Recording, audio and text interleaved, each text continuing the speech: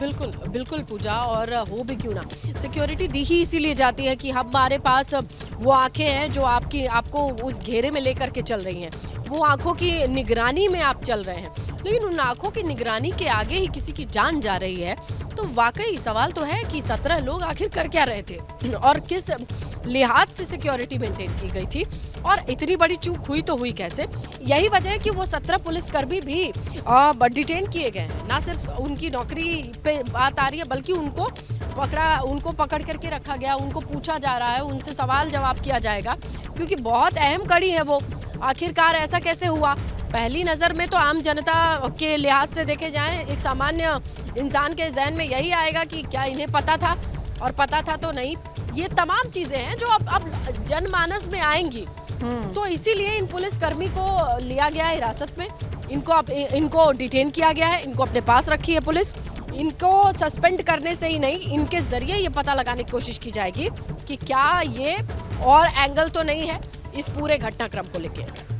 बिल्कुल, कई तरह के एंगल हो सकते हैं स्नेहलता, जिसका जिक्र हम बार बार कर रहे हैं। और इस वक्त प्रयागराज की सड़कों के क्या हालात हैं, स्नेहलता आगे बढ़ती हुई लगातार आपको दिखा रहे हैं। स्नेहलता, आप पानी पी लीजिए, काफ़ी देर से आप हमें अपडेट कर रही हैं। और दिक्कत होती है, देखिए रात का समय है, गर्मी भी है, और इस समय पे जिस तरीके से प्रयागराज की सड़कों का हाल है वो लोगों तक पहुंचाना लेकिन बहुत ज़्यादा ज़रूरी है कि प्रयागराज में हालात क्या है। क्योंकि मुझे लगता है कि कम से कम प्रयागराज के लोग तो केवल और केवल ये जो सिचुएशन है, जो परिस्थितियां हैं, वो टीवी के माध्यम से ही देख पा रहे होंगे, न्यूज़ के माध्यम से। और एबीपी गंगा के बड़ी संख्या में दर्शक हैं पूरे यूपी में, और वो जिस तरीके से एबीपी गंगा को इस वक्त देख रहे होंगे, वो चाह रहे होंगे कि इस वक्त हमारे घर के बाहर, हमारे मोहल्ले के बाहर, यहाँ हमारे इलाके में, हमारे शहर में, या पूरे यूपी में मैं तो कहूंगी कि क्या चल रहा है, और इसको वो एबीपी गंगा के माध्यम से देख रहे हैं। और इसीलिए एबीपी गंगा आप तक की हर तस्वीर पहुंचा रहा है, आपको दिखा रहा है कि किस तरीके की परिस्थितियां आपके घर के बाहर है, शांति व्यवस्था कितनी माकूल है, किस तरीके के इंतजाम है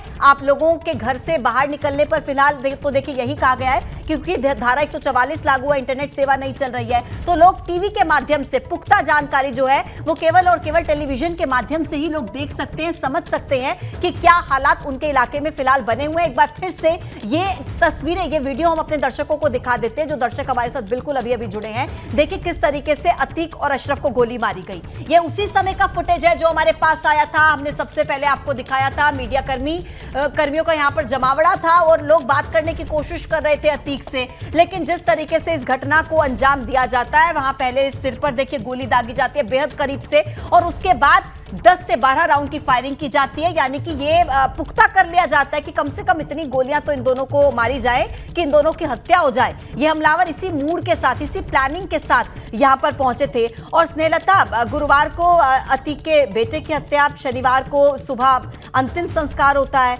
और शनिवार की रात 10 बजे के करीब आसपास चाचा और पिता दोनों की हत्या हो जाती है। ये हश्र इस परिवार का देखिए।